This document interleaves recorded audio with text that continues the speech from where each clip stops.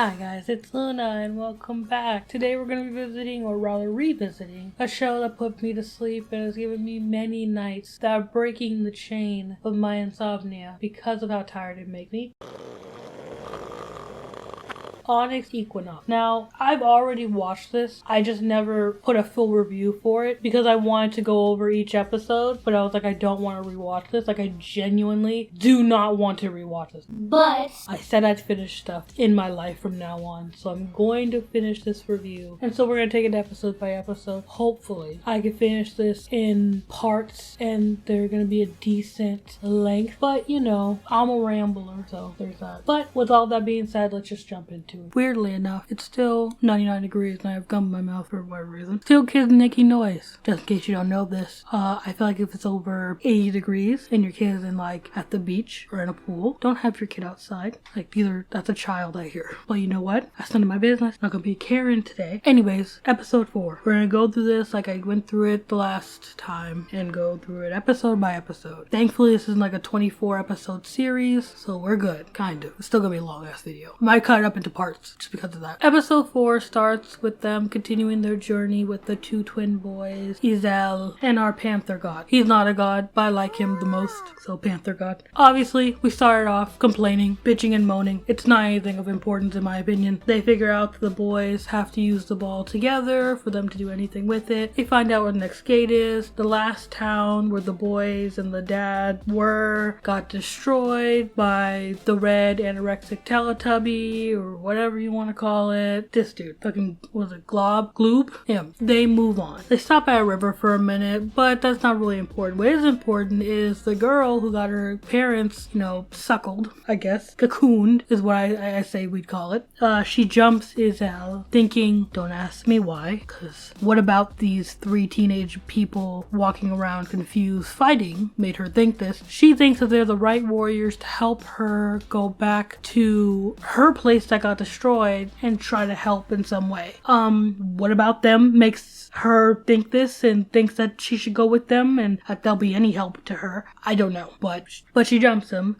Panther jumps her. It's just like, no, they're on a different journey, and the kids agree because I don't know, and they're off. They get to the next temple. Yodel? I want to say Yodel, but I don't think that's his name, so I'm going to continue to say Panther. The Panther can't go in because there's the obsidian there. Apparently anything that has this, like, I guess the godly aura, I don't know what exactly it is. If it's like a godly aura, I don't know, but because he's connected to the gods, he can't like touch the obsidian. He'll die. It's just what it is. I don't know why exactly, but he starts to melt because of that. So he can't go into the temple with them, so they go into the temple. He summons one of the 2 idiot gods who made a bet, and they actually get some good lore from this scene with him and Yodel. They talk about all of the previous, I guess, tries at humanity. I believe they said the first one drowned or burned. He's not sure. The second try, because they gave into more primitive actions, who knows what that meant. They got turned into like these monkey looking creatures with pouches. I don't know, to store their water.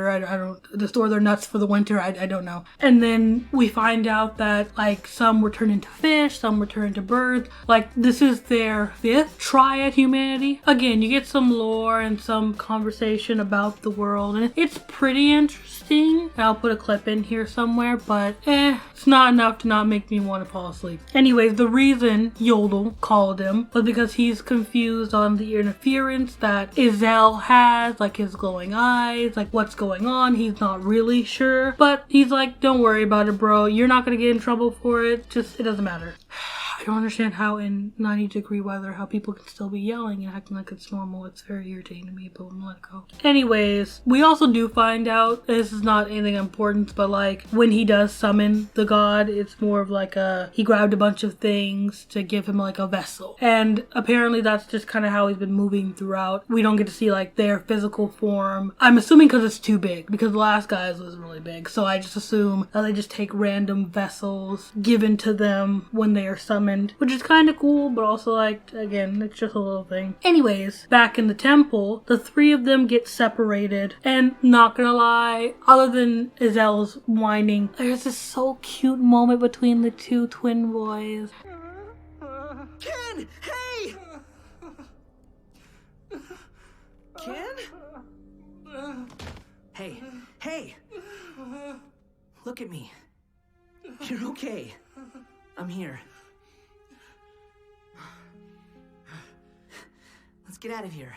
And like, oh, one of them is scared, and it's like, oh, okay, well, that's so cute. Oh, it's cute. Oh my god. Like, I love character moments like that because it doesn't feel forced. It doesn't feel weird. They're brothers. They're attached at the hip. They've always shown that. It's like a natural, like, oh, you're protective over your brother. Oh, you're comforting your brother when he's scared. And so cute. But when they did get separated, they got separated in these like hanging boxes, basically from the sky.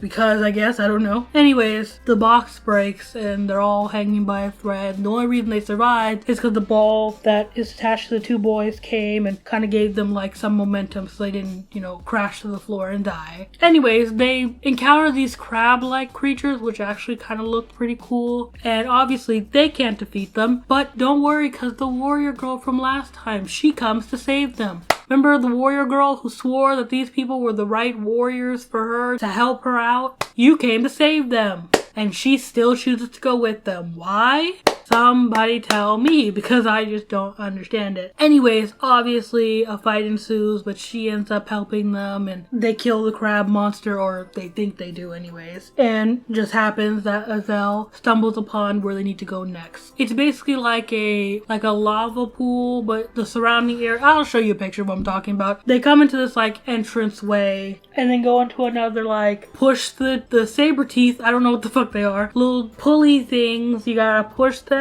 to get them together, and it brings upon another fucking great ass question with these like temple things they have to go into. In this one, Ezel says like, how was he supposed to do this alone? How was he supposed to do this alone? Like, all the gods I would assume are aware that these temples need a certain amount of people, so did they account for this? Was this all thought of ahead of time, or are they just like, you know, figure it out? Like, what? I don't understand. That doesn't make any sense. And why Yoda wouldn't be like told, hey, make sure that there are others, why that wouldn't be part of the deal. This deal seems really dumb if you think about them knowing about any of, you know, the stuff on Earth and seeing any of this. And I'm assuming that they just didn't, and this is all just like of happenstance, or maybe one of the gods have done it. I don't really remember because, you know, I'm rewatching this at this point. So I don't really remember, but it's like, why would you guys have him go alone? Now I think about it, why isn't Yaddle not helping him? Like kicking the people out, or saying like, no, you can't come with us, or making something up, or lying. Why is Yaddle either helping him or not helping him? Why doesn't Yaddle know about that?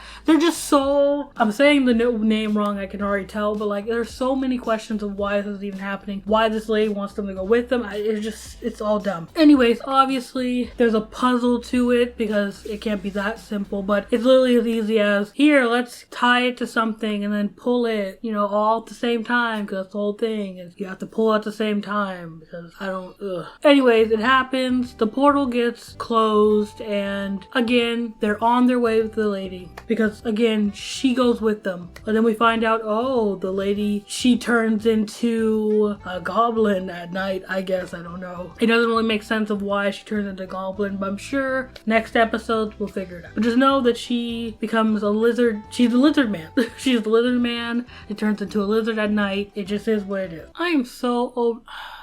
Episode 5. I thought episode 4 was alright. Episode 5 is another example of the reason why I didn't want to do this again. I didn't want to rewatch this. And I'm halfway through rewatching it. I'm already fucking annoyed. I can't. Episode 5 starts out with the one lady that's been in the background of a few episodes now. She looks kind of like a healer, witchcrafty lady. She's giving off those vibes. We don't know that yet, but she's giving off those vibes. She's always giving off those vibes. Or she's like, she knows something that they don't, or she's like a part of something, or like she's a god too, but in secret, like we don't know it, but like she's always giving off those vibes. And she drags one of the monkeys, like the used to be humans but were turned into ape things, apparently back to her lair. I don't know. She drags it as if it's not making it out alive, but that's just me. That's just how I feel about it. Anyways, the group of children starts fighting.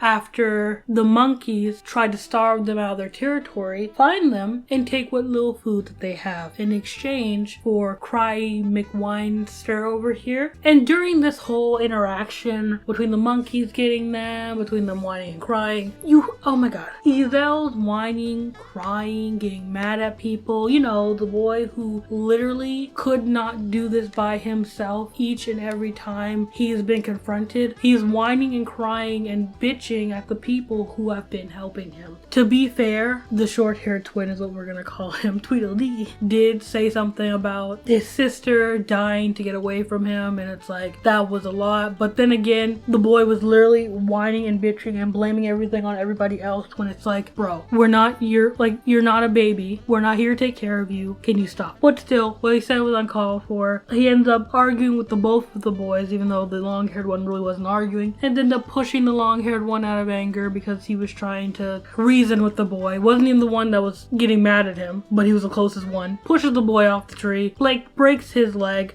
The other twin actually has some sympathy the first time, thank God, because there's a lot of times where like siblings, for some reason, forget that they're siblings. In this case, at least he didn't. And he's obviously angry at Ezel and just like you fucking broke my brother's leg. Like, the hell is wrong with you? And the girl still thinks that this group of people is able to go help her people. I'm just like, okay, whatever you say, if you believe that. Anyways, shaman lady comes. She helps the people. She needs them to go get a ocelotl, I believe is how it's said. I might be wrong. But needs them to go get this special ingredient to help heal the boy while she goes and watches him at her, like, it's not like a tent. It's like, it's this. And she seems to be a healer, or at least believes in herbs and things like that. Again, she's given off spirit vibes, like Kikyo spirit world vibes, but like, that's just me again. Anyways, they go get it because obviously they have to fix the boy's leg.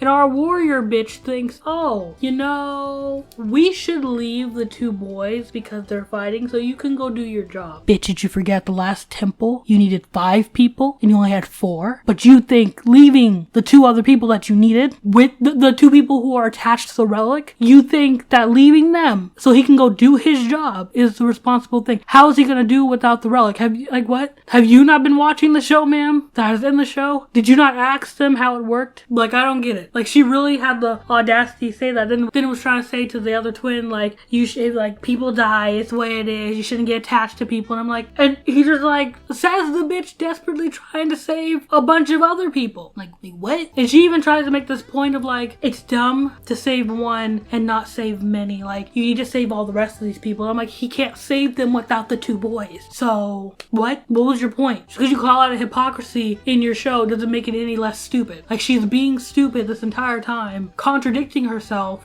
I don't get it. I don't get it. It don't make any sense. It really doesn't. Anyways, they go looking for the thing in the woods, in the lake. They find salamanders. They assume that's it, so they start just getting salamanders. Again, the warrior lady understands enough to bait Ezel with his sister, but doesn't know enough that she doesn't realize that, like, they need the other 2 twins to get, like, I don't understand that. How do you know so much but don't know anything at all? Well, it doesn't make any sense to me. Anyway, she keeps trying to kidnap Ezel to get him to the other gates to save her people. And I'm like, this boy could barely close the last gate without your help and the other 2. But you think taking him alone will do what? Who do you think? Like, what? It doesn't make any sense, but whatever. Anyways, Ezel says no and goes to go back to help the boy because apparently the monkeys came and they were like, we ain't done with you yet, bitch. And then they attacked. But obviously they ended up killing the monkeys. They found the thing that they were looking for, which low-key looks like a salamander, like a pink salamander. But they found it. They brought it back to the lady. She healed the boy. And I knew she was magical. She looked magical. She's beautiful. But she healed the boy. They all kind of talked out their feelings. Like, I'm sorry. I broke your brother's leg. I accept your apology. And then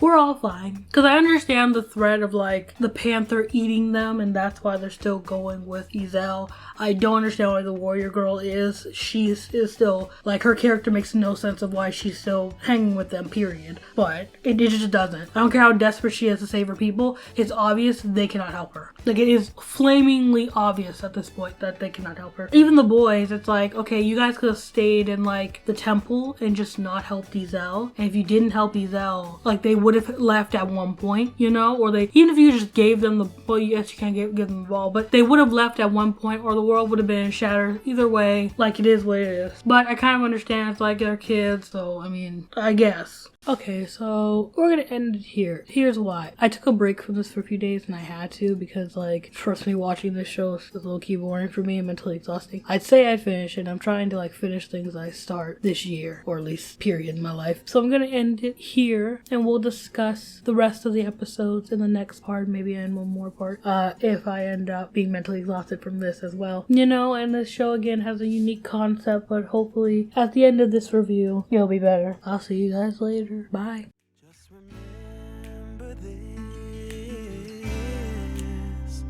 We could have been stardust, same world but without us. Something made us find each other.